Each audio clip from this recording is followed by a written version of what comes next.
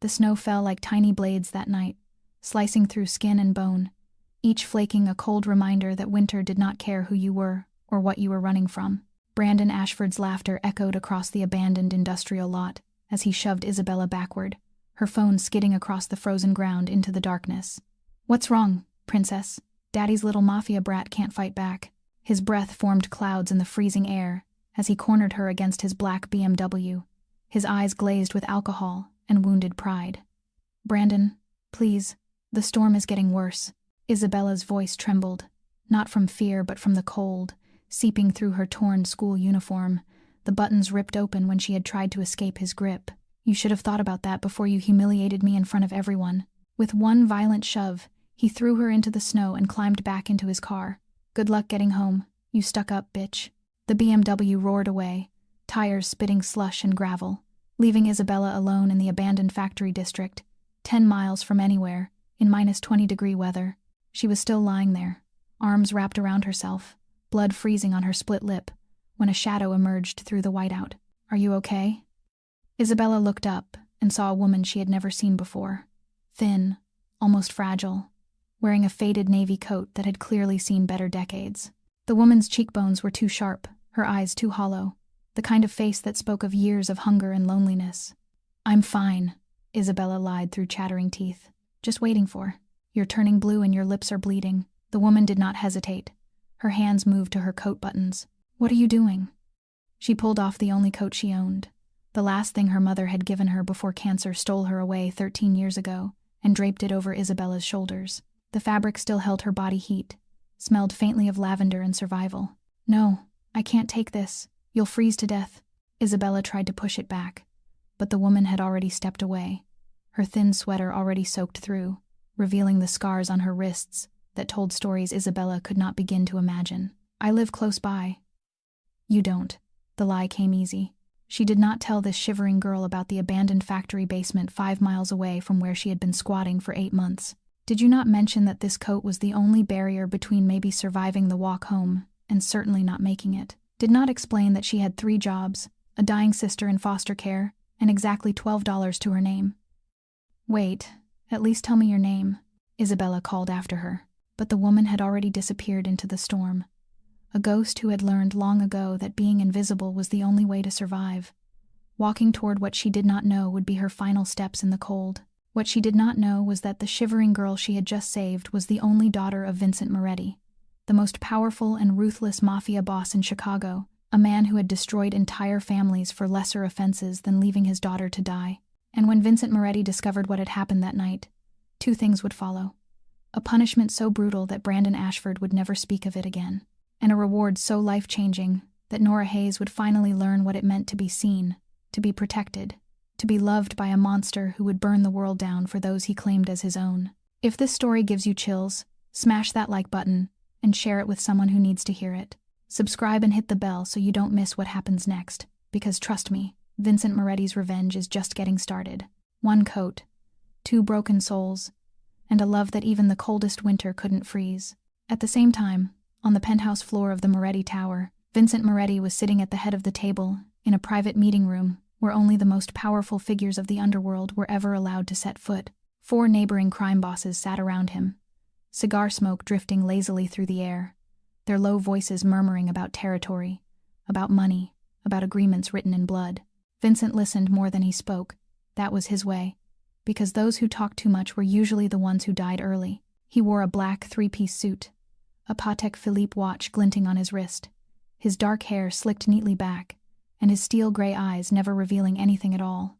At the age of 36, Vincent Moretti had built an empire his father had spent an entire lifetime trying to create, and he had done it through calculated ruthlessness, through cold intelligence, and through a single rule: never let an enemy see your weakness. But Vincent had one weakness, a single weakness that the entire underworld knew and yet no one dared to touch: Isabella, his daughter. The phone in Vincent's pocket vibrated. He glanced at the screen and saw Marco's name, his right hand, the man who had followed him for 20 years. Marco never called during a meeting unless something was wrong. Vincent raised the phone to his ear and said nothing. He only listened. Marco's voice on the other end held just 2 words: Isabella, hospital. The world stopped. The room suddenly became so silent it was suffocating. Or perhaps Vincent no longer heard anything except the sound of blood rushing in his own ears. He did not ask anything else. There was no need. Those 2 words were enough. Vincent stood up slowly, every movement perfectly controlled. The other bosses fell silent and looked at him, and they saw something very few people live to tell about. Vincent's face did not change. There was no flash of rage, no shouting, no table smashed to pieces. There was only silence. The silence of a storm before it tears everything apart in its path. "I have to go," Vincent said, his voice so calm it was terrifying. The meeting was over.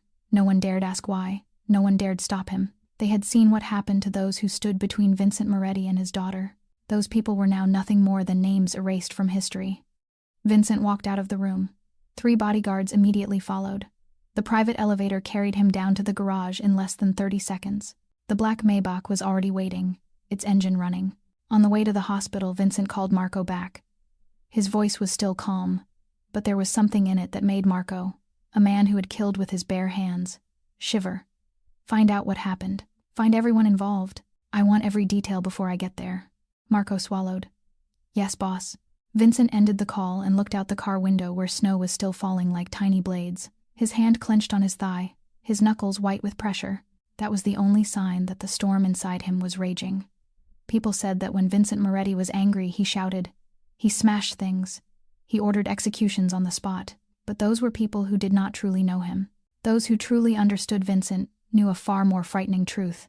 When Vincent Moretti was silent, that was when he was most dangerous. The Maybach stopped in front of the emergency entrance of Northwestern Memorial Hospital, the finest hospital in Chicago, the one where Vincent's money had built an entire new wing 2 years earlier. He stepped out of the car before the driver could open the door, walking fast but never running, because Vincent Moretti never ran and never allowed anyone to see him panic.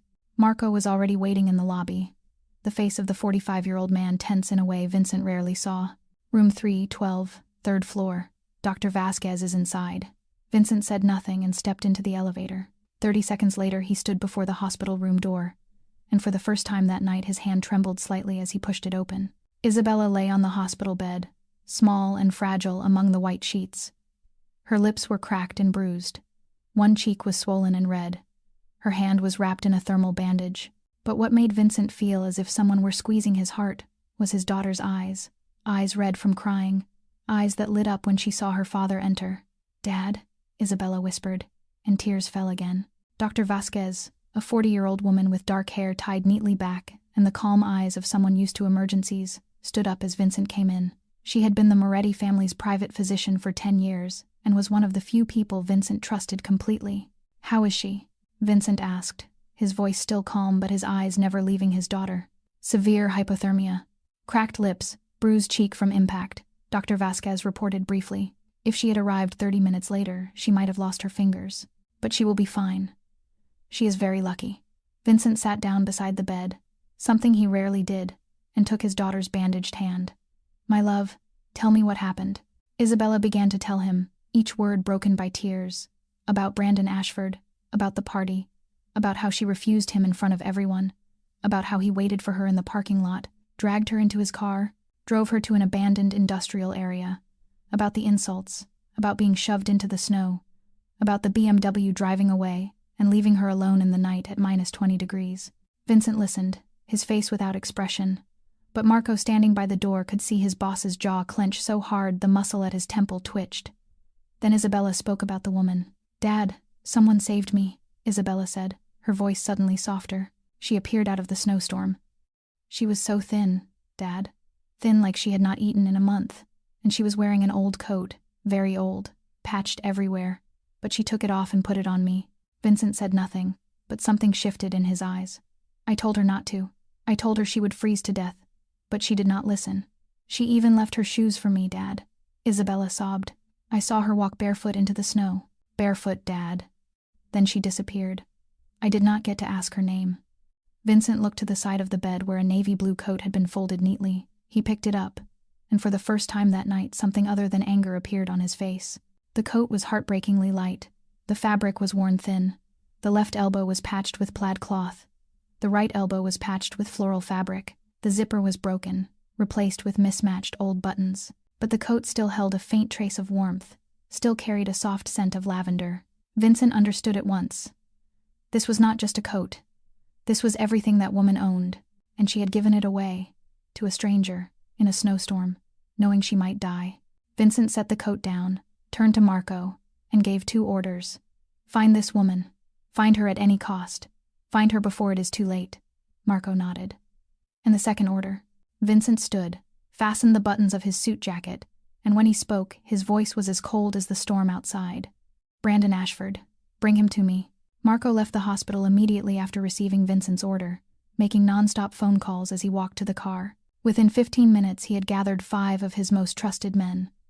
Those who had served the Moretti family for many years and knew how to work in the shadows without asking too many questions. 2 black SUVs cut through the snowstorm toward the abandoned industrial zone in the south of the city where Isabella had been found. The dashboard clock showed 2 in the morning. The outside temperature was minus 23 degrees and still falling. Marco knew they were racing against time, because if that woman had truly walked barefoot in this weather, she might already be dead. They reached the place where Isabella had been left, an empty lot among crumbling factories where even the homeless did not want to go. Snow was still falling thickly, covering everything and erasing all traces. Marco ordered the team to spread out, turn on their flashlights, and begin searching. The security cameras in the area had been broken for a long time. No footage had been recorded. There were no witnesses, no clues, only white snow and darkness. It was Marco who found the first trace. At the edge of the lot near a pile of rubble, there were footprints in the snow. 2 kinds of footprints. One was a small sneaker print, Isabella's. The other made Marco stop and look more closely. Bare footprints. The footprints of a woman, small and narrow, pressed deep into the snow. Marco crouched, shone his flashlight, and saw something that made even a man who had killed without hesitation feel a tightening in his throat. Bare footprints in snow at minus 23 degrees. No shoes, no socks, only naked skin against frozen ground, leading south.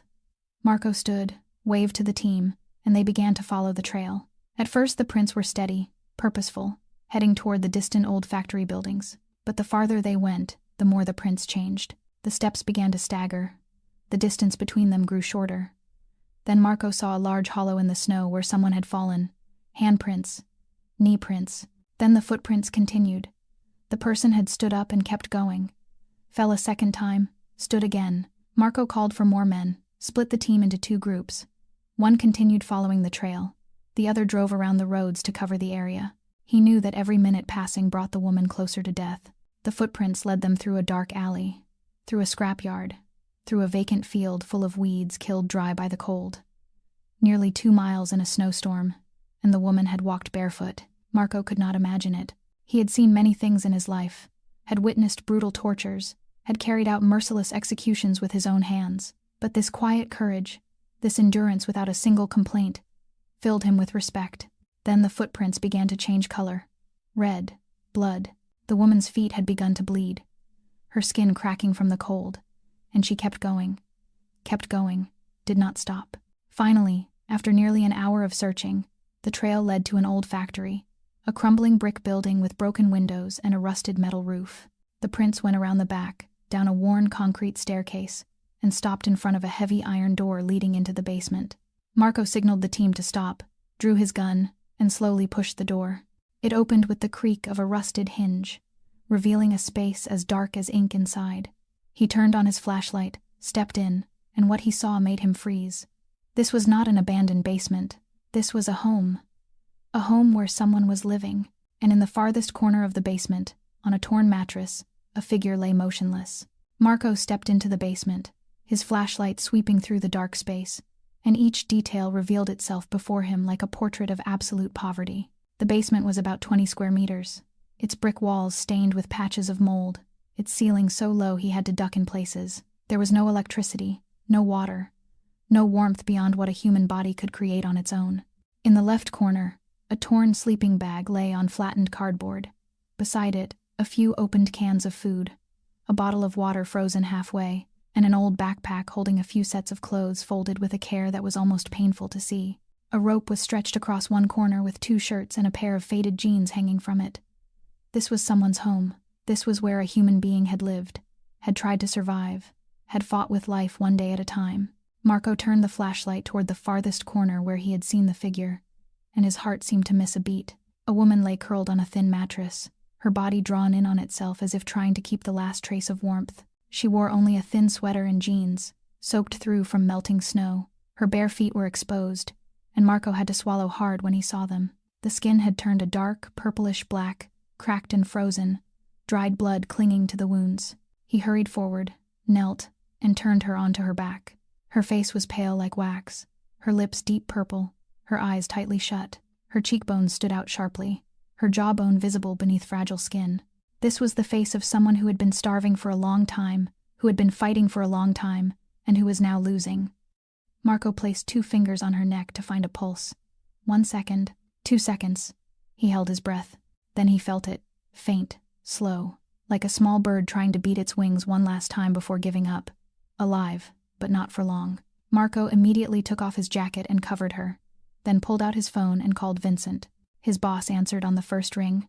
"Found her," Marco said, his voice rougher than usual. "But boss, she is dying. Where is she?" "In the basement of an abandoned factory on the south side." "Boss, she has been living here. There is nothing.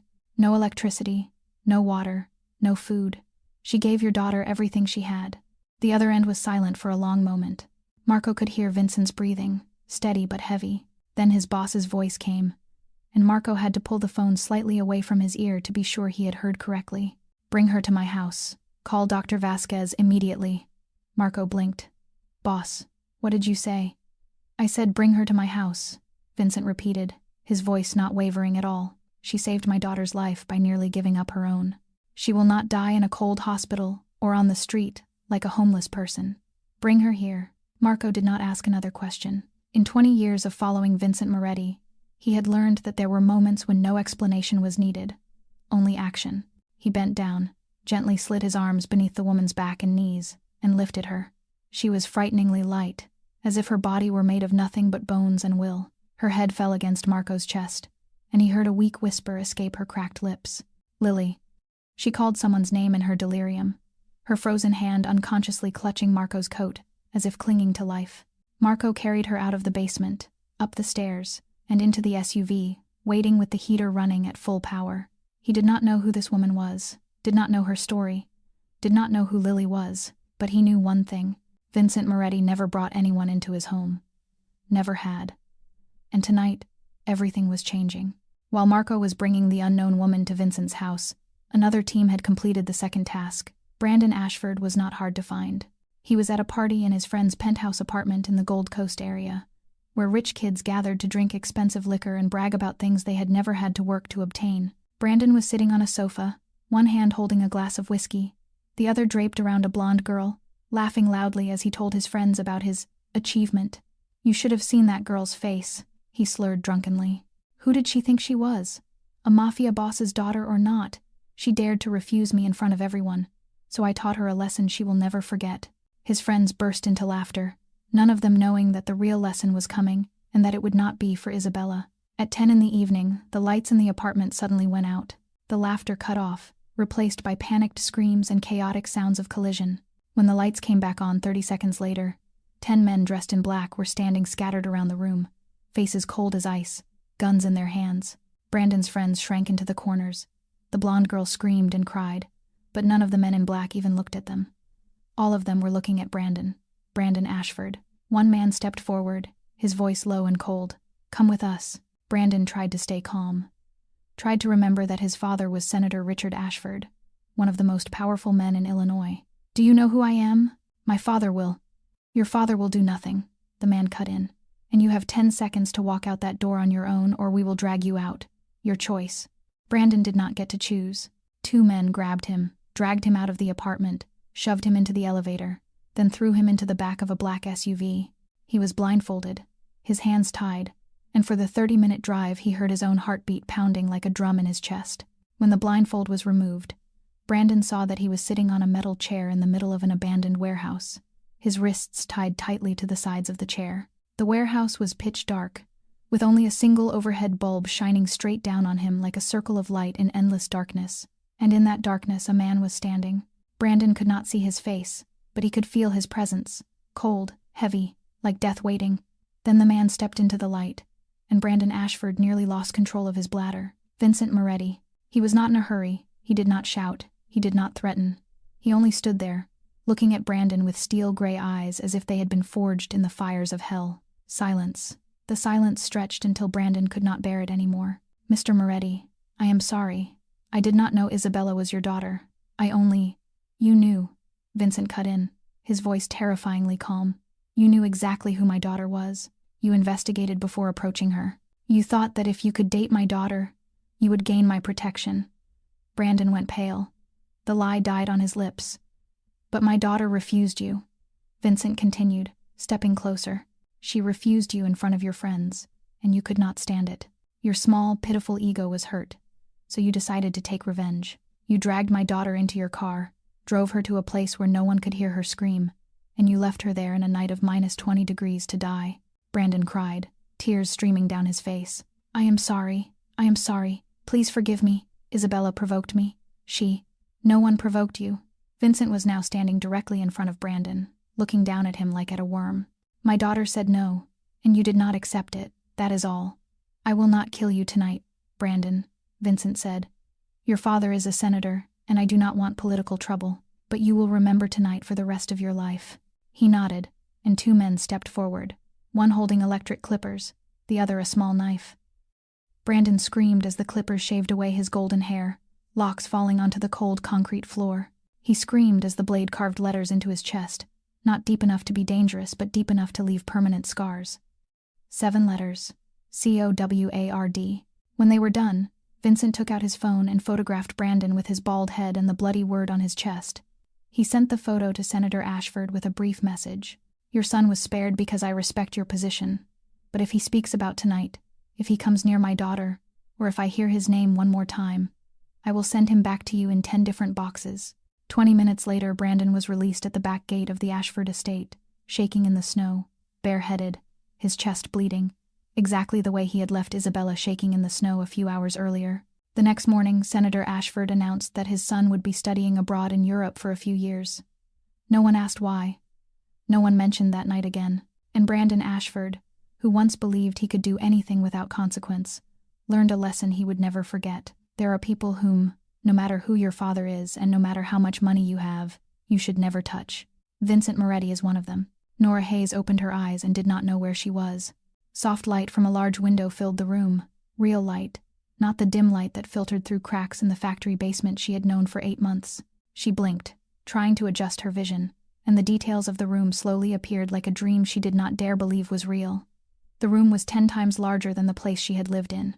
The walls were painted a pale cream, the ceiling high with delicate decorative moldings, a crystal chandelier hanging like frozen teardrops in the air. She was lying on a massive bed, the sheets soft as clouds, the feather duvet warm around her body, as if she were something precious that needed to be protected. Beside the bed stood an oak nightstand with a vase of fresh flowers and a glass of water on it. Everything was clean, expensive, and not part of her world. Panic came like a wave. Nora tried to sit up, but her body did not obey. Her head hurt like it was being struck with a hammer. Her limbs felt heavy as lead, and when she tried to move her toes, a sharp pain shot through her feet and made her grit her teeth. "Where am I?" she whispered, her voice hoarse from not being used. "Who brought me here?" The door opened and a woman entered, wearing a white doctor's coat, her dark hair tied neatly back. "She's awake," the woman said into a small communicator on her collar, then came to the bedside with a reassuring smile. "Miss Hayes, I am Dr. Vasquez. You are in a safe place. You have been asleep for 3 days. "Safe," Nora stammered. 3 days. No. I have to go to work. I have a night shift tonight. I have a sister who needs." She tried to sit up, but Dr. Vasquez gently placed a hand on her shoulder and kept her lying down. "Miss Hayes, you nearly died," Dr. Vasquez said, her voice serious but kind. "When we found you, your body temperature had dropped below the dangerous threshold. You had severe hypothermia and frostbite in both feet. You lost both of your smallest toes to necrosis. We could not save them." Nora looked down at her feet, wrapped in white bandages. She did not feel pain, perhaps because of the medication, or perhaps because she was already too used to loss to feel anything else. 2 toes, the price of saving a stranger, a price she would pay again without hesitation. "My sister," Nora whispered. "Lily? My sister. She is in foster care. She has a heart condition. She needs me." Dr. Vasquez had not yet answered when the door burst open and a young girl rushed in like a storm, Nora recognized her at once. The girl from the snowstorm, the girl she had given her coat to, the girl with cracked lips and frightened eyes. But now the girl looked different. Her cheeks had color, her lips had healed, and her eyes shone when she saw Nora. "She's awake, Dad," the girl cried, then rushed to the bed and wrapped her arms around Nora. "She's awake." Nora froze, not knowing how to react to a stranger holding her and crying as if she were the most beloved person in the world. The girl sobbed against Nora's shoulder, her body trembling, and between the sobs she whispered her thanks over and over. "Thank you. Thank you for saving me. You almost died because of me. Thank you." Nora awkwardly lifted her hand to comfort the girl, but her arm was still weak and shaking. She did not understand what was happening. She did not understand why she was here in this room, being cared for like someone important. She was only a homeless woman, a ghost the world had forgotten, someone with nothing but an old coat that she no longer even had. Then the air in the room changed. Nora could not explain the feeling, only that something had entered, something that made the room feel heavier, made it harder to breathe. She looked up toward the door. A man stood there, tall, cold, dressed in a black suit like the night, his dark hair slicked back, and gray eyes fixed on her. Those eyes were not as cold as she had imagined. They were burning with something Nora could not name. "He is your father, isn't he?" Nora asked the girl holding her, her voice a whisper. The girl looked up, nodded, and for the first time Nora saw her smile. "Yes, this is my father, Vincent Moretti." Vincent Moretti stepped into the room, and Nora felt as if all the air had been pulled out of it. He said nothing, only nodded to Dr. Vasquez, who immediately understood and left. Isabella also stood, squeezed Nora's hand once more, then stepped out and closed the door behind her. And then there were only two of them, Nora and the man she had never met but whom her survival instincts, sharpened over many years, told her was dangerous. More dangerous than anyone she had ever encountered. Dangerous in a way that the street predators she had learned to avoid could not compare to. Vincent pulled a chair to the side of the bed and sat down slowly, every movement perfectly controlled, as if he had all the time in the world. He was not in a hurry, not tense, and that made Nora even more uneasy. "You saved my daughter's life," Vincent said, his voice low and even. Not a question but a statement. Nora swallowed, trying to keep her voice steady. Anyone would have done that. No. Vincent looked straight into her eyes, and Nora felt as if he were reading every thought in her head. Not everyone would have done that. No one would take off their only coat in a night of -20 degrees to cover a stranger. No one would walk barefoot through snow for 5 miles, back to an abandoned basement without heat. No one would give away the only thing keeping them alive to save someone they had never met. Nora was silent. She did not know what to say. "Miss Hayes," Vincent continued, and the way he said her name made her flinch. "Or should I call you Nora, 27 years old. Mother died of cancer 13 years ago. Biological father left before she was born. Lived with stepfather Ray Hayes from 14 to 18, then disappeared from the system. Currently working 3 jobs. Washing dishes at night at Marcello's restaurant, cleaning offices early in the morning for Morrison Cleaning, and waiting tables during the day at Rosie's Diner, living in the basement of an abandoned factory on the south side for 8 months. And you have a sister named Lily Hayes, 12 years old, living in St. Mary's Orphanage, with a congenital heart condition that requires surgery within 3 months. Estimated cost $200,000. You currently have $12 in your pocket, and less than $2,000 in savings." Nora felt her blood turn to ice. "You investigated me?" she asked, her voice trembling with anger and fear. "You followed me. You know about Lily." "I know everything about anyone connected to my daughter," Vincent replied without apology. "That is how I protect what is mine." Nora clenched her teeth, trying to sit up despite the pain in her body. "I do not know what you want, but I have nothing to give. I already gave away the only thing I had." She pointed to the empty hook on the wall where her mother's coat should have hung. "I am not here to take anything from you," Vincent said. "I am here to offer a deal." Nora looked at him with suspicion. "What deal?" "I will pay the full cost of Lily's surgery," Vincent said calmly, as if he were speaking about the weather. "I will give you a clean, safe apartment with heat and hot water. I will give you a stable job with a salary enough to live comfortably, and I will use my connections to help you qualify to adopt Lily once she is well." Nora could not believe her ears. What Vincent had just said was everything she had dreamed of, prayed for, worked herself to exhaustion for years and still could not reach. And now a stranger was placing it all before her like a gift. "No one gives anything for free," she said, her voice hardening. "What do you want in return?" "You will work for me for 2 years," Vincent answered. "As my personal assistant, managing my schedule, arranging meetings, handling paperwork, ordinary office work. Nora looked at him, searching for the trap behind the offer. She knew who he was. She was not naive. Men who lived in mansions like this, men with private armies and private doctors, were not ordinary businessmen. "What do I really have to do?" she asked directly. "What do you actually want from me? Because I will not sell my body. I will not." "Miss Hayes," Vincent cut in, and something flashed in his eyes. Something like anger, but not at her. "I do not buy people. I do not force anyone to do anything they do not want to do. The work I am offering is legal. In my legal company, you will not have to touch anything illegal. That is my promise." Nora looked at him, trying to read him, trying to find a sign of deceit, but she found none, only cold honesty, and perhaps something she did not dare to name. She thought of Lily, of her sister's wide eyes, of her weak smile whenever Nora visited, of the way she held Nora's hand and said, "Do not worry, I will be fine," even though they both knew it was a lie. She thought of 3 months, 90 days, 2,160 hours left, before that small heart would stop forever without surgery. She thought of $200,000 she would never earn even if she worked herself to death. "Why?" she asked softly. "Why are you doing this? You do not know me. I am nobody." Vincent stood, walked to the window, and looked out at the falling snow. He was silent for a long moment before answering. "Because you did what I once did when I was young," he said quietly. "You gave away the only thing you had to save someone you did not know. Only when I did it, no one came to save me. No one gave me a second chance. I had to crawl out of hell on my own." He turned back to her and looked at her. "You deserve to have someone do that for you." Nora felt her eyes burn. She did not cry. She had forgotten how a long time ago, but something inside her chest was breaking open. 2 years, she said hoarsely. 2 years and Lily will have her surgery. Lily will have her surgery this week, Vincent replied.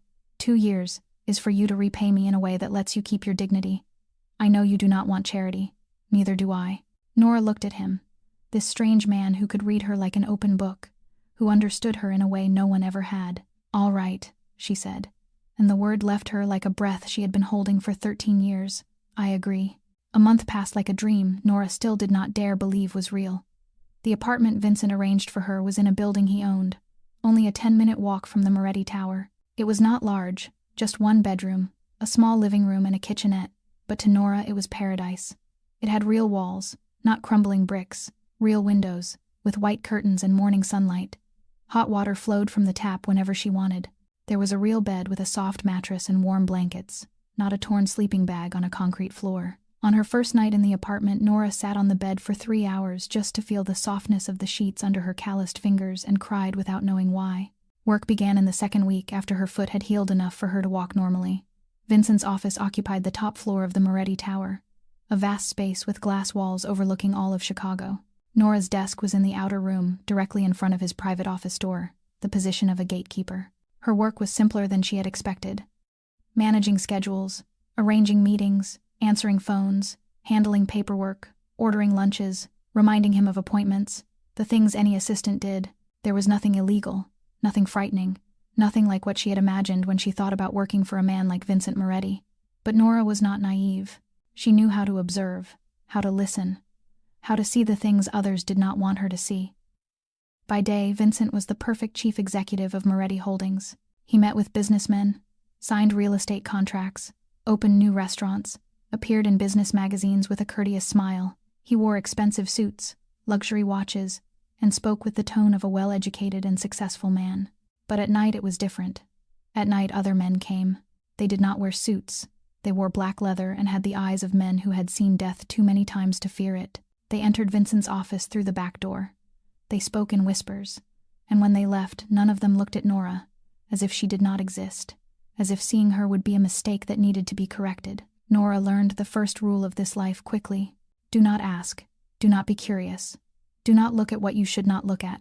She arrived on time, did her work, and went home.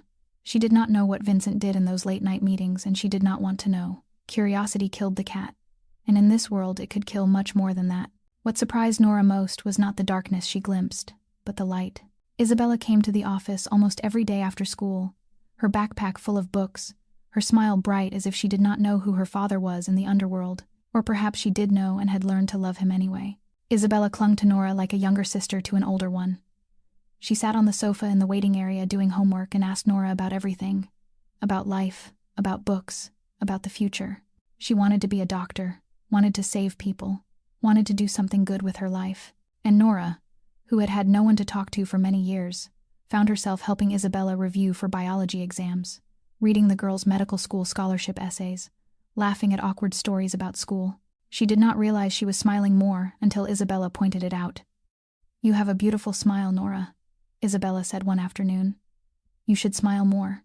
Nora did not know what to answer, only felt something warm spreading in her chest, something she had forgotten a long time ago.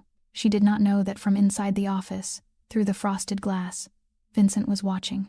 He watched his daughter laugh with Nora, watched the way Isabella leaned her head on the shoulder of the woman he had saved, watched the way the two of them looked as if they had known each other all their lives. Isabella was happy in a way Vincent had rarely seen since his wife left 15 years ago, and that happiness was because of Nora. One evening, after Isabella had gone home and Nora was tidying up paperwork to end the day, she looked up and caught Vincent watching her. He stood in the doorway of his office, holding a cup of coffee, his gray eyes not leaving her. Nora froze. There was something in that look, not the coldness she usually saw, not the calculation of a mafia boss, but something else, something softer, warmer, more dangerous. "Thank you," Vincent said quietly, for Isabella. Then he turned, stepped into his office, and closed the door. And Nora stood there with her heart beating faster than usual without knowing why. Lily's surgery day arrived on a Tuesday morning, 2 months after Nora began working for Vincent. Northwestern Memorial Hospital, the finest hospital in Chicago, where the best doctors in the country worked, and where the cost of one night was equal to a whole month of Nora's former salary. She sat in the surgical waiting room on a hard plastic chair, her hands clasped together so tightly that her knuckles turned white. Lily had been taken into the operating room 30 minutes earlier, the 12-year-old girl with wide eyes and a brave smile who had held her sister's hand and said, "Do not worry, I will be fine," before the door closed, and Nora could no longer see her. Now she could only wait and pray to a God she was not even sure existed, because if he did, why had he allowed her and Lily's lives to be so full of suffering? Yet she still prayed because it was the only thing she could do. The waiting room was quiet in the early morning. Only a few other families scattered around, each lost in their own fear. Nora felt more alone than ever, alone in the way she had known for years, and yet that never hurt less. She had no one to hold her hand, no one to share the fear with, no one to tell her that everything would be all right. Then someone sat down beside her. Nora looked up, and her heart seemed to miss a beat. Vincent Moretti. He wore a gray suit, his hair neatly slicked back, looking as if he had just stepped out of an important meeting.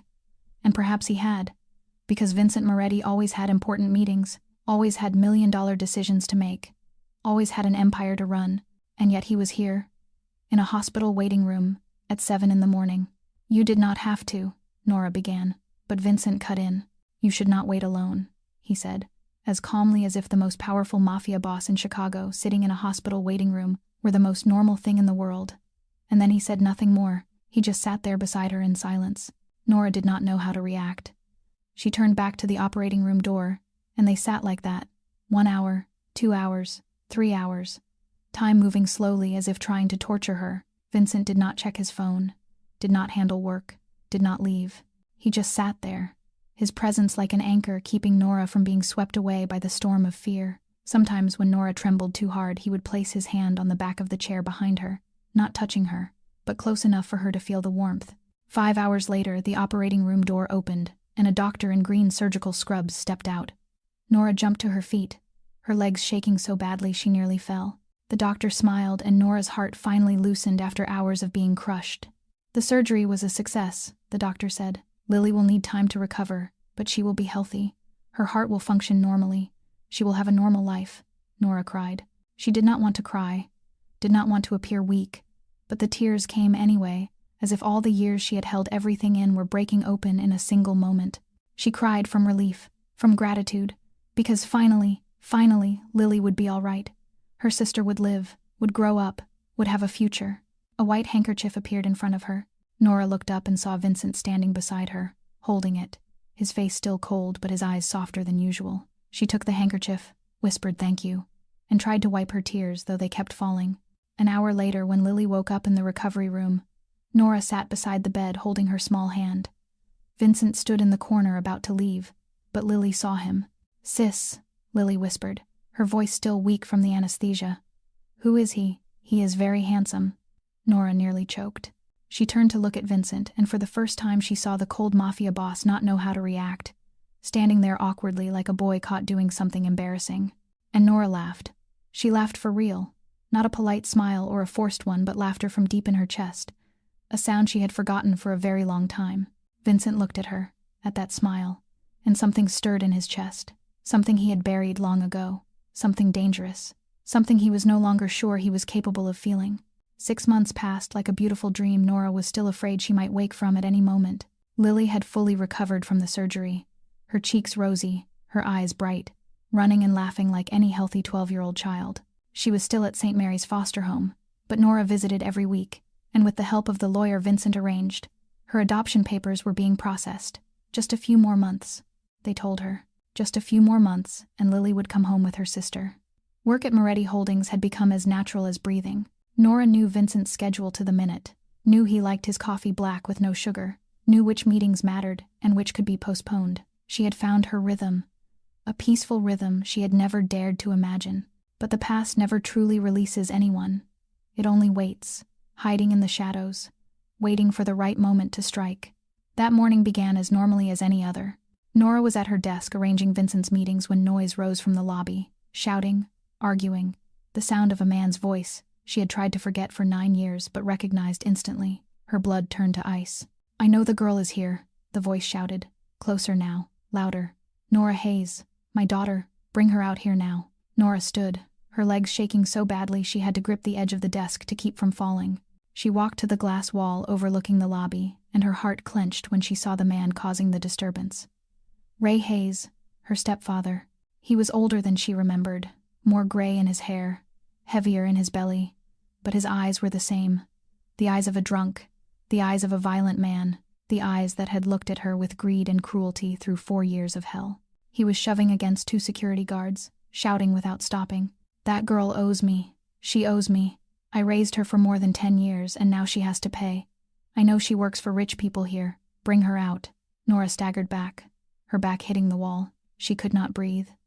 The room spun around her. Memories she had buried came flooding back.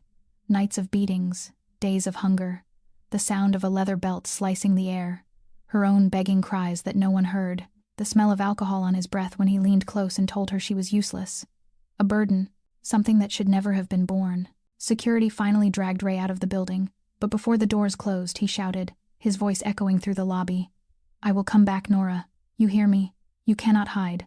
I will find you. You owe me. You will pay." Then he was gone, and the silence was worse than the shouting.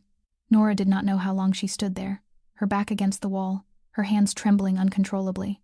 She tried to breathe, tried to calm herself, tried to remind herself she was safe, that he was gone, that this was not the old house and she was no longer a helpless 14-year-old child.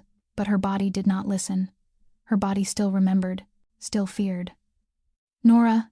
Isabella's voice came from behind, and Nora flinched and turned.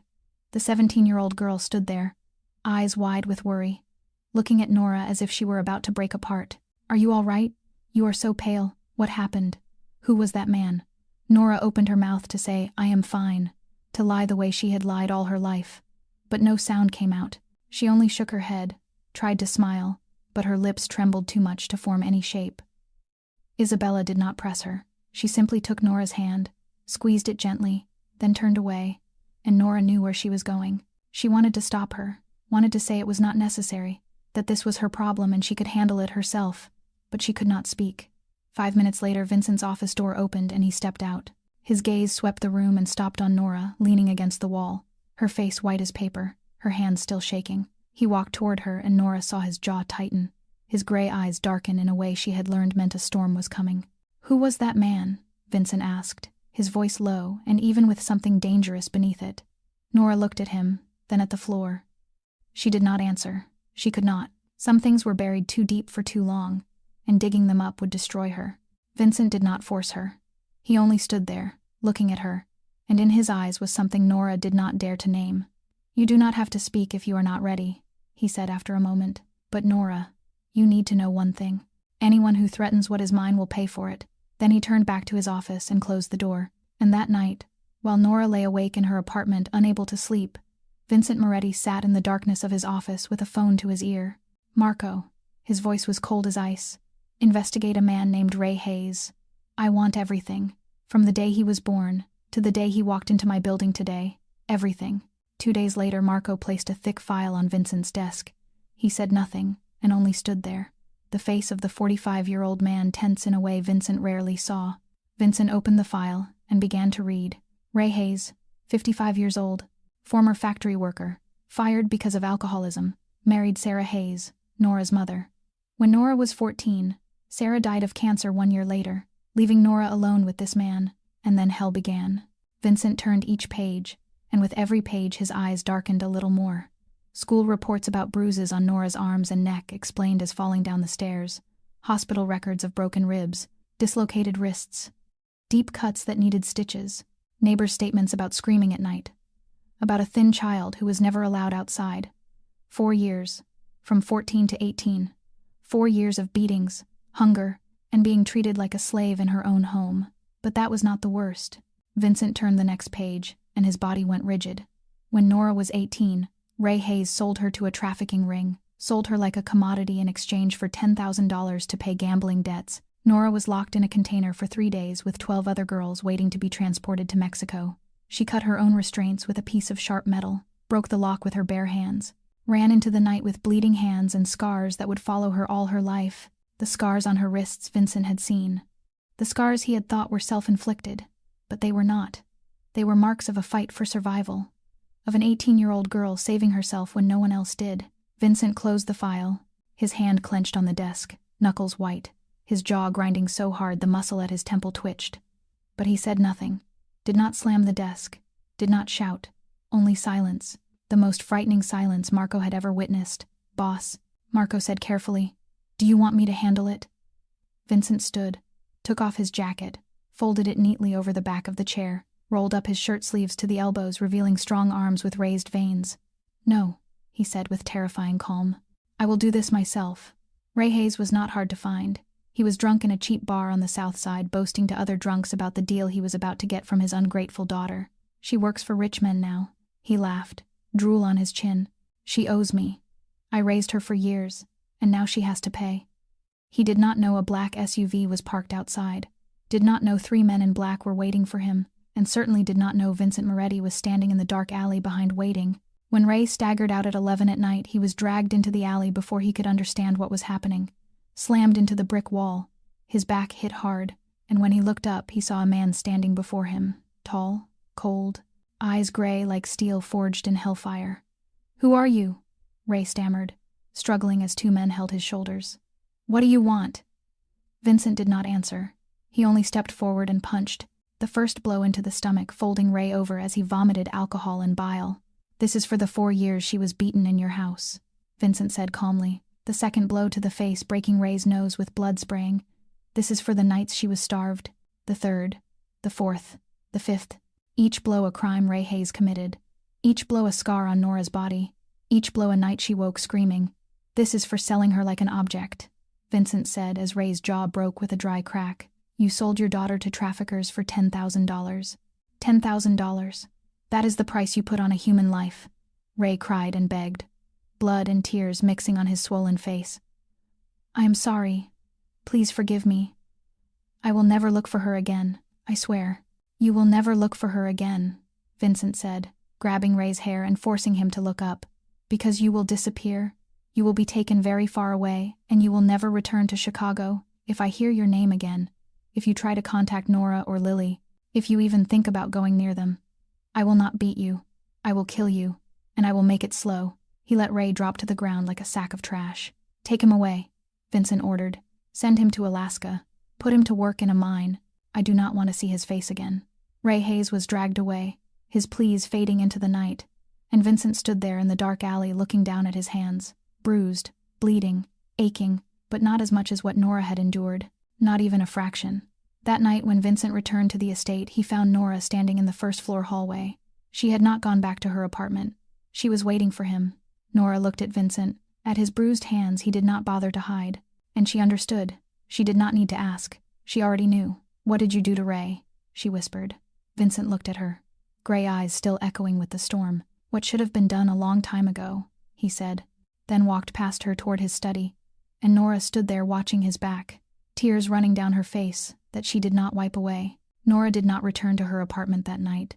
She went up to the highest balcony of the estate, a place she had discovered by accident a few weeks earlier when she got lost in the vast building. The balcony overlooked all of Chicago at night, the lights flickering like a million stars fallen onto the earth. She stood there, hands gripping the railing, and cried, not loud sobs but the quiet tears that slid down the cheeks of someone who had forgotten how to cry and now could not stop. She cried for Ray Hayes, for the 4 years of hell she thought she had buried but that still followed her every night in nightmares. She cried for 13 years of loneliness, for nights of hunger in a frozen basement, for the times she wondered if anyone would notice if she disappeared from the world. But most of all she cried because for the first time in her life someone had protected her. Someone had seen her scars and instead of turning away had stood in front of her like a shield. She did not know how to handle that feeling. She had relied on herself for too long, built her walls too high, and now someone was breaking them down brick by brick, and she could not stop it. She did not hear footsteps behind her, did not know how long Vincent had been standing there watching her cry in the dark. She only knew when his voice came, low and gentle as if afraid to startle her. "You do not have to be strong all the time." Nora turned and through her tears saw Vincent a few steps away, his bruised hands roughly bandaged. He looked different in the darkness, less cold, less frightening. Just a man trying to comfort someone and not knowing how. "No one ever," Nora tried to say but her voice caught. "No one ever did that for me, protected me, stood on my side. I am used to taking care of myself. I thought that was the only way." "You were used to it because you had no other choice," Vincent said, stepping one pace closer.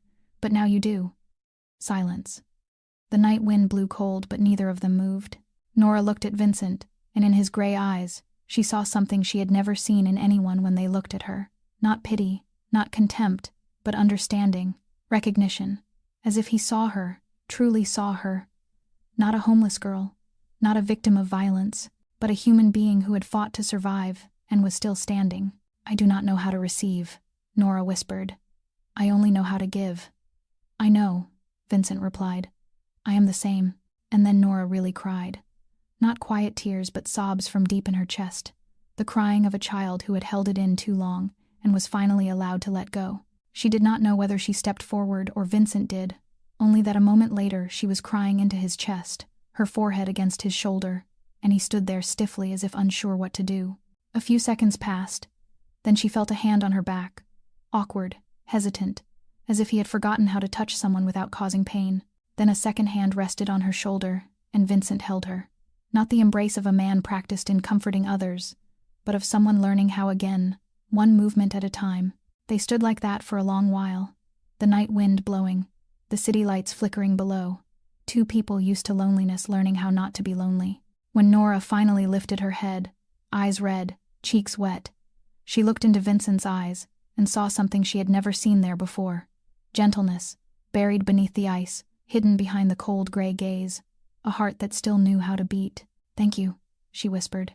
Vincent said nothing. He only raised his hand, brushed a tear from her cheek with his thumb, then let go and stepped back.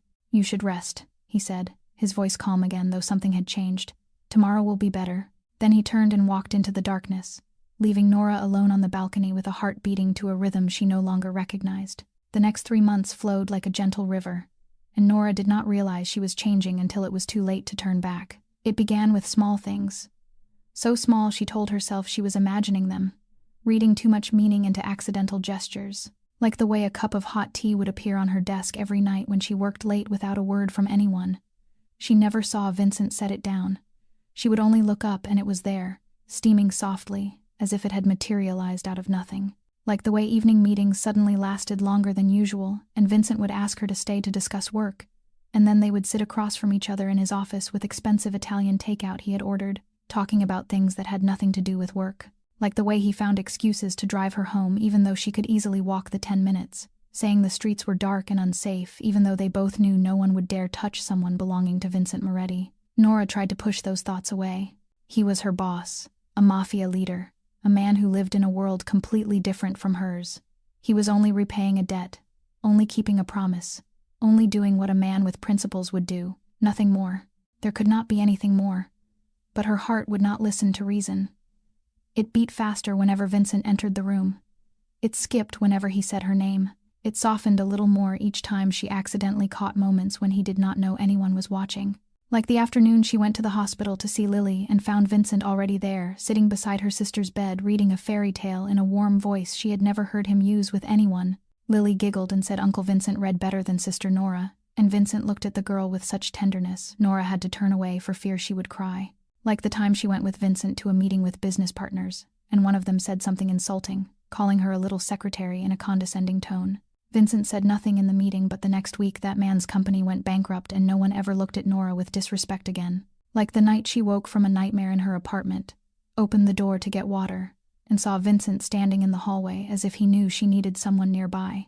He said nothing, only stood there until she calmed down, then nodded and left. Isabella was the first to say aloud what Nora was trying to deny.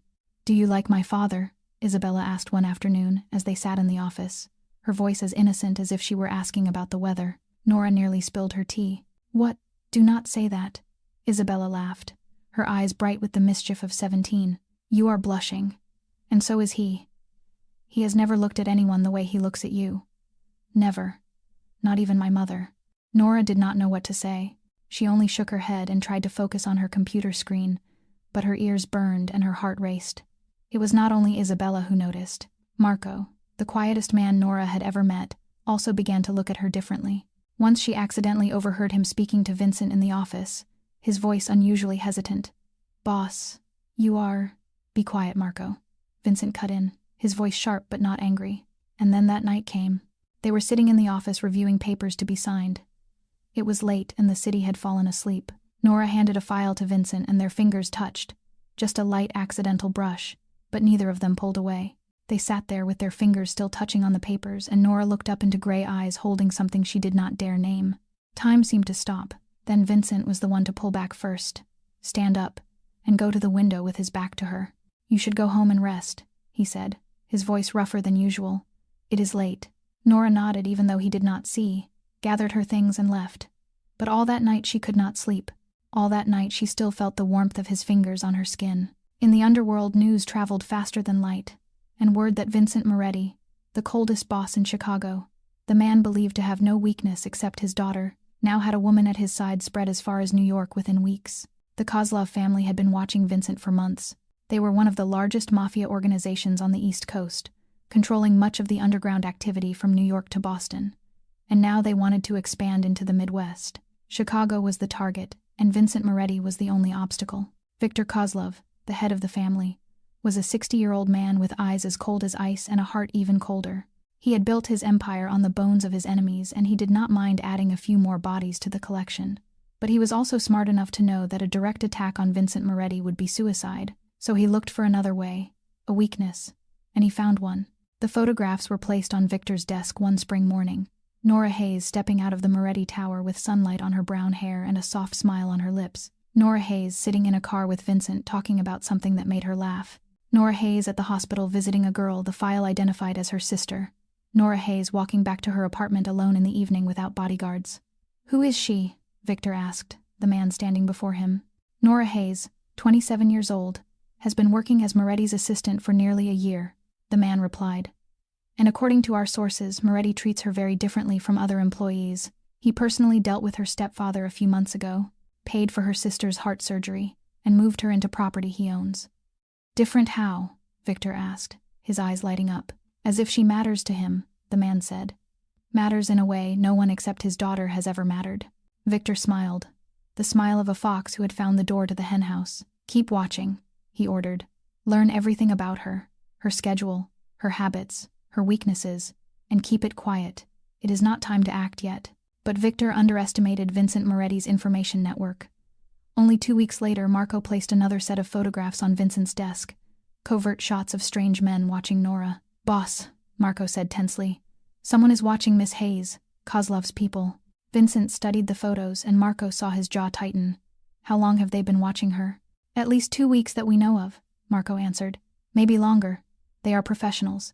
They know how to stay hidden. If it were not for a source inside Kozlov, we might not even know." Vincent was silent for a long moment, looking at pictures of Nora smiling, walking, living her life unaware that someone was stalking her in the shadows. "Increase her protection," Vincent ordered. 2 men, 24/7. But keep distance. I do not want her to know. She will worry. Yes, boss. Marco nodded. And Kozlov? Not yet. Vincent stood and went to the window looking out at the city. We wait, see what they want. They will not attack directly. They are looking for leverage. We will not give them the chance. Kozlov's message came 3 days later. A black envelope delivered to Vincent's office with a handwritten note inside. We want half of Chicago, the Northern Territory, the transport routes, and 20% of the casino revenue. In return, we will leave alone what you value most. If not, we will take it. There was no signature, but both sides knew who it was from. Vincent burned the letter, watched the flames consume each word, then called his most trusted associates. War was coming, and he needed to prepare. In the days that followed, Nora sensed something was wrong. Vincent was more tense than usual. There were more secret meetings, more dangerous men coming and going. He often stared out the window with distant eyes, and sometimes she caught him looking at her with a gaze she could not read. What is wrong? Nora asked one evening when they were working late. You seem worried these days. Vincent looked at her, and for a moment she saw something in his eyes. Fear. No, not fear for himself, but for someone else. It is nothing, he said calmly, though she knew he was lying. Just business. You should stay inside for the next few days. Do not go anywhere alone. Nora wanted to ask more, but Vincent's eyes told her this was not the time. She nodded, not knowing that outside in the darkness eyes were still following her every step. Nora tried to listen to Vincent. She truly did, but when Lily called with her voice breaking, saying, Sister, I miss you. I want to see you. Today is Mom's anniversary, and I do not want to be alone. Nora could not refuse. It was the day of their mother's death. The day every year Nora lit a candle by her grave, even when all she had was a wild flower picked from the roadside. And Lily, now 13 and living in foster care, needed her sister with her on that day. Nora told herself it would be quick, just a few hours, visit Lily, light the candle, then go straight back. Vincent would not know. She would be safe. She was wrong. She left the apartment at 2 in the afternoon, while Vincent was in an important meeting and no one noticed. Took a taxi to St. Mary's. Spent 3 hours with Lily lighting a candle and talking about their mother, and when she left at 5 the sky was already darkening. She walked toward the main road to catch a taxi home, and that was when everything collapsed. A black SUV pulled up hard beside her. The door flew open, and before Nora could react, 2 men grabbed her, dragged her inside, pressed a cloth soaked with anesthetic over her mouth, and the world blurred and went black. When she woke, she was sitting on a metal chair with her wrists tied tight to the sides and her legs bound to the legs of the chair, in an abandoned warehouse with stained brick walls and the smell of damp and rust. A single bulb overhead shining down on her like a circle of interrogation light in endless darkness. She was not alone. 3 men stood around her with guns and cold faces, and opposite her on an elegant chair that did not belong in this place sat an old man with silver hair and eyes like a snake's. You are awake, he said with a faint Russian accent. Good. I hate waiting. Who are you? Nora asked more calmly than she expected. She had been in worse places before, locked in a container waiting to die. Compared to that, this was just another bad day. Viktor Kozlov, the man replied with a polite smile, as if at a cocktail party. And you are Nora Hayes, the woman who makes Vincent Moretti weak.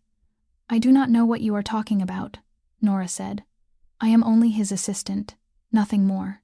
Victor laughed softly, a laugh that never reached his eyes. You lie very badly, Miss Hayes, but that is all right. We will soon know the truth. He nodded, and one of the men stepped forward and punched Nora in the face.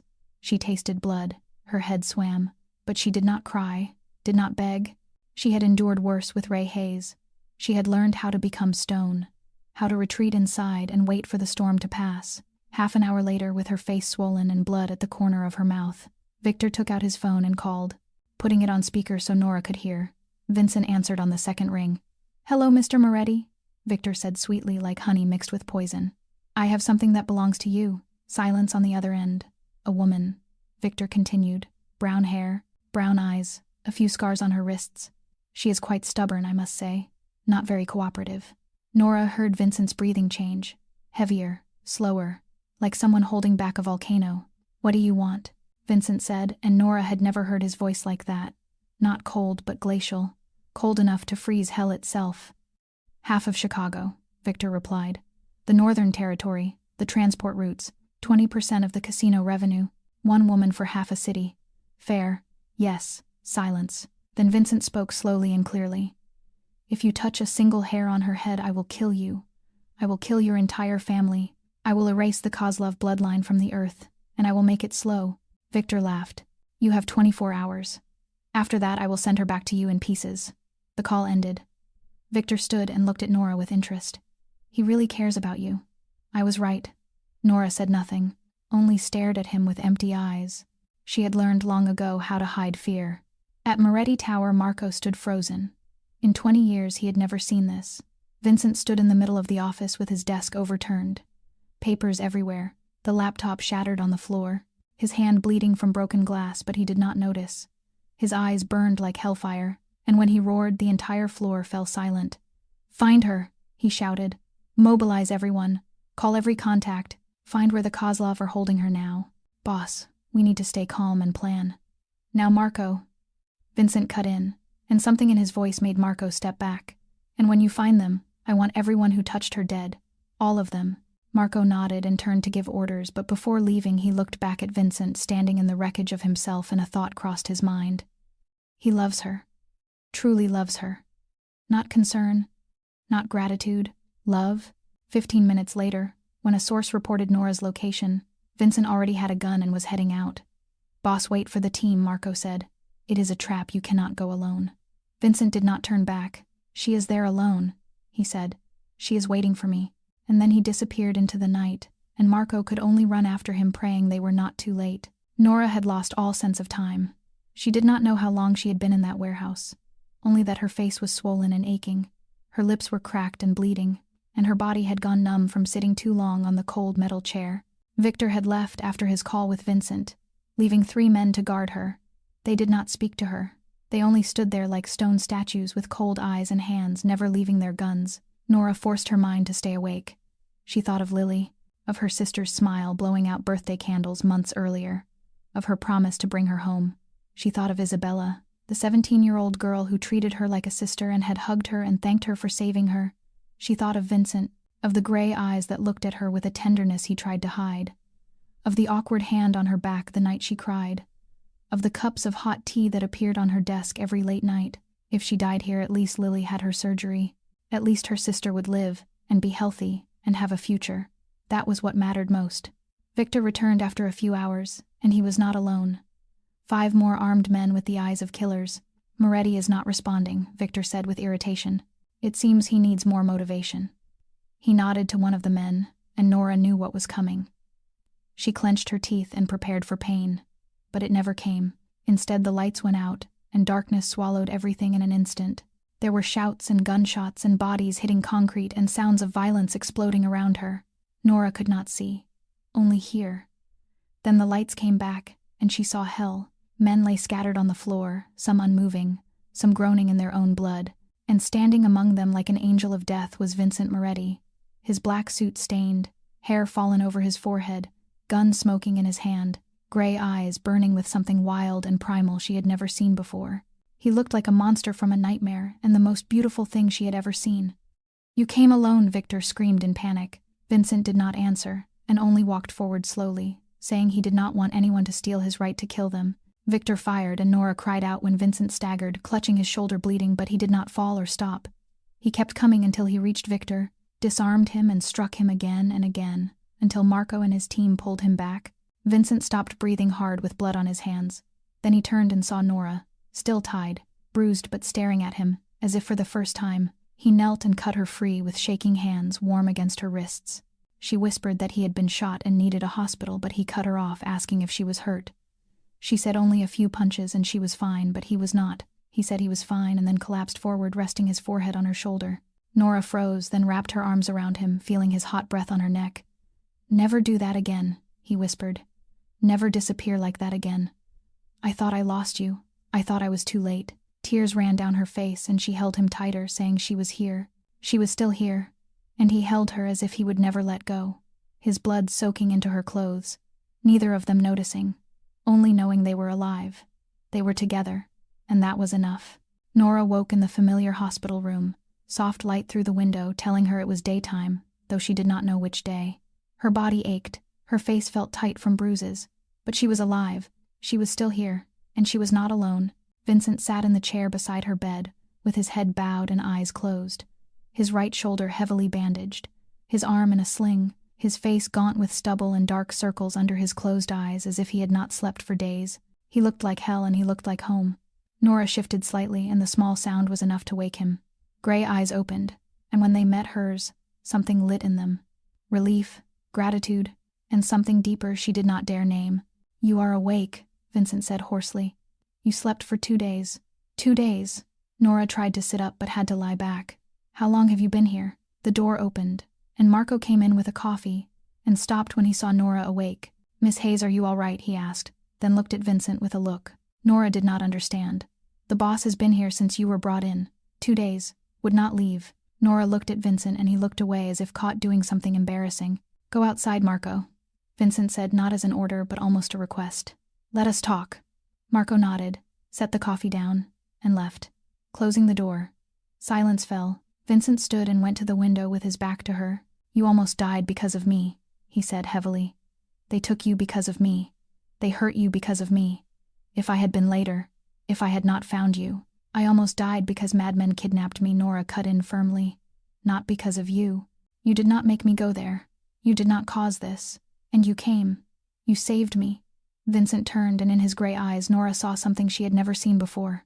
Fear, not of enemies or death, but of losing something important. "Are you not afraid of me?" he asked quietly. "After all you saw, I kill people, Nora. I beat men unconscious. I do things you should never have to know. Can you still look me in the eye after what you saw in that warehouse?"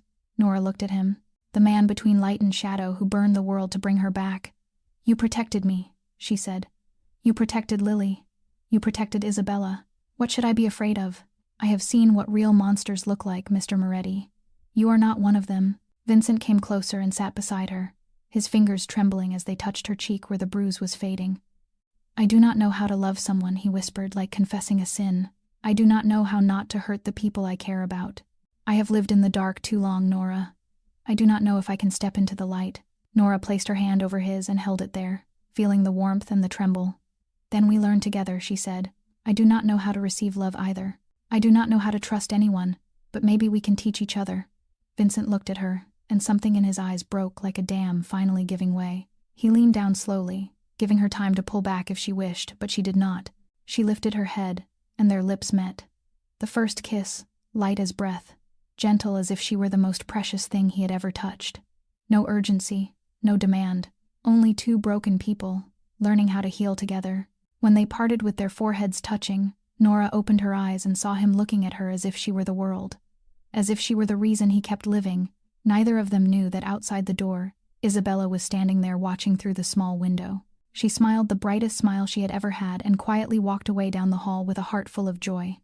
Her father had finally found happiness, and Nora, the woman who saved her in the snowstorm, would become family. 6 months later, on an autumn afternoon when golden leaves covered the streets of Chicago, Nora Hayes officially became Lily Hayes's legal guardian. She stood in the courthouse holding her sister's hand tightly, and when the judge struck the gavel and declared the petition approved, she had to bite her lip to keep from crying in front of everyone. Lily could not hold it in like she could. The 13-year-old burst into tears, threw her arms around her sister, and whispered that she was going home now, that she was really going home. And this time it was not a lie but the truth. Lily left St. Mary's that very day with a small suitcase containing everything she owned and a heart full of hope. Nora's apartment now had a second small bedroom decorated in the pale purple Lily loved, with a soft bed, a study desk, and a bookshelf full of stories Isabella had chosen as housewarming gifts. Lily's first evening in her new home was dinner at Vincent's estate.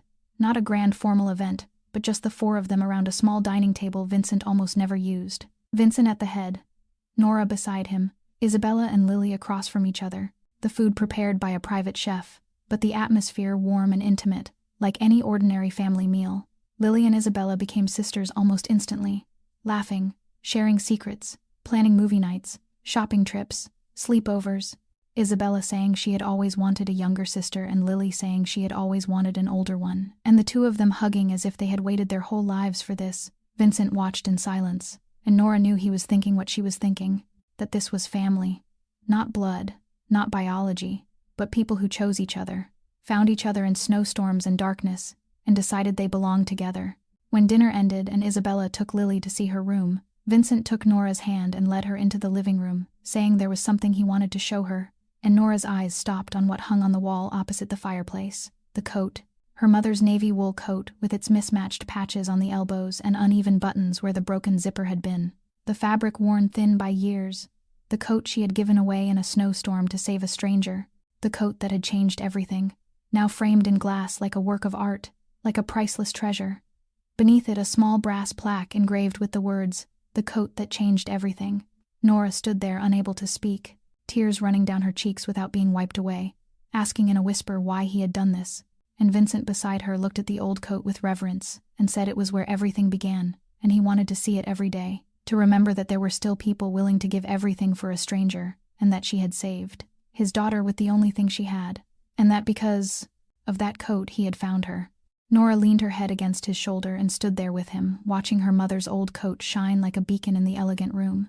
That night when Lily was asleep in her new bed, and Isabella had gone to her room, Vincent and Nora stood on the balcony looking over the city, and Vincent said quietly that the 2 years were over, and their agreement was complete, and she was free. Nora saw the worry he tried to hide, his fear that she would leave, and she took his hand, threaded her fingers through his, and told him she knew but she did not want to go, that this was her home, and he was her home. And Vincent looked at her, and for the first time Nora saw the coldest mafia boss in Chicago smile like a child who had just been given a gift he never dared hope for. 2 years later, on a winter night, when snow once again began to fall over the city of Chicago, Vincent brought Nora back to where everything had begun. The abandoned industrial district of the past had been completely transformed, the crumbling factories torn down and replaced by a modern building with large letters across the front reading the Hayes Center, where no one is left behind, a community center Vincent had built on the land he purchased to provide food, shelter, and work opportunities for people who had once lived as Nora had lived, and he had named it after her family without telling her until that night. "Why did you bring me here?" Nora asked, eyes wide as she looked at the brightly lit building in the winter darkness. "Because this is where I found you," Vincent said, taking her hand and leading her to the exact spot where 4 years earlier she had given away her coat to save a stranger. "This is where you proved that even in the darkest night there is still light, that even when you have nothing you can still give, that kindness needs no reason."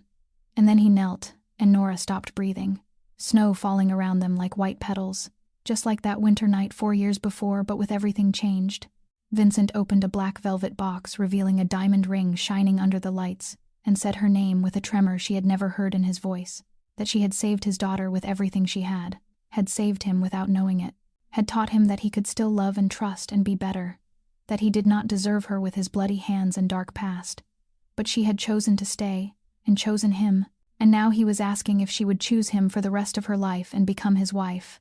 Nora cried and nodded, unable to speak, and when he slid the ring onto her finger she pulled him up and kissed him beneath the falling snow, in the place where 4 years earlier she had been only a lonely ghost, and now she had the whole world. Their wedding took place the following spring in a small church outside Chicago, not because Vincent lacked the money for a grand celebration, but because Nora wanted something warm and intimate, with only those who truly mattered.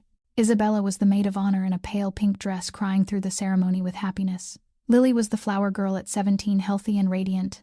Marco stood beside Vincent as best man, and for the first time in 20 years truly smiled. And when Nora walked down the aisle in her simple white gown, Vincent looked at her as if seeing her for the first time, as if she were a miracle he had never dared believe was real. Their vows were simple but bone deep in sincerity, as Vincent promised to protect her, love her, and never let her feel as alone as she had been the day he found her. And Nora promised to love both his light and his darkness, and remind him every day that he deserved love.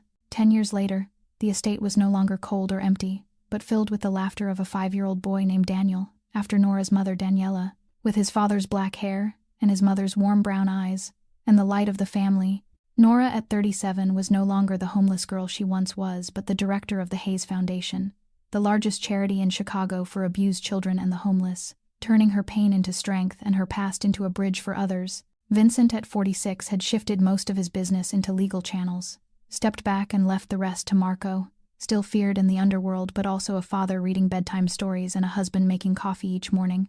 A man who learned that true strength is not how much you can destroy, but how much you can protect.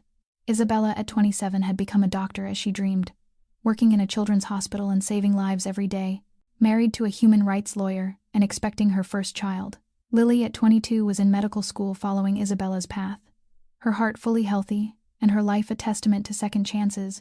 And one afternoon when the family was together, Daniel pointed at the old coat in its glass frame and asked why they kept an old coat on the wall. Vincent looked at Nora, and she smiled and nodded, and he lifted Daniel onto his lap and said that coat changed everything.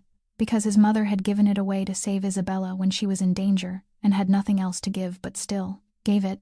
And because she gave it, he found her. And because he found her, they had this family. Daniel looked at the coat with wide eyes and said his mother was brave and a hero. And Nora smiled with stinging eyes and a warm heart and said she was not a hero, only someone who learned that when you give with a sincere heart, the universe finds a way to return it 100-fold. And the coat still hung there with a new line added beneath it, reading, "From nothing to everything, from nobody to family."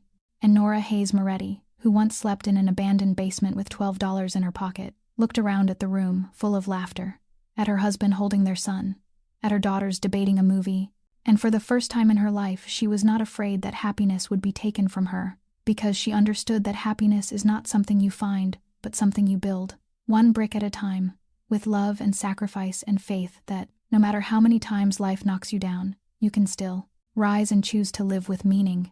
And the story ends with a reminder that unconditional kindness has value beyond measure, that resilience can rewrite even the most painful past, that family is not blood but those who choose you and stand beside you, and that even in the deepest darkness there is light waiting for those brave enough to seek it. And with gratitude for listening and an invitation to share, reflect, and carry that kindness forward, the story wishes every listener health, peace, and the knowledge that you deserve love, and that even a small act of kindness can change a life.